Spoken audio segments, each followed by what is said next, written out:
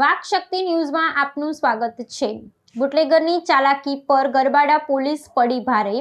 ચંદલા ગામેથી રેતીની આડમાં લઈ જવાતો વિદેશી દારૂનો જથ્થો ઝડપી પાડ્યો। ગરબાડા ડીવાયએસપી એમ.કે. સ્વામી અને ગરબાડા પોલીસ મથકના પીઆઈ એમ રાદડિયાના માર્ગદર્શન હેઠળ ગરબાડા પોલીસ નાસ્તા ફરતા વોન્ટેડ આરોપી તેમજ બુટલેગરોને ઝડપી પાડવા માટે ગરબાડા પોલીસ સ્ટેશન વિસ્તારમાં પેટ્રોલિંગમાં હતી।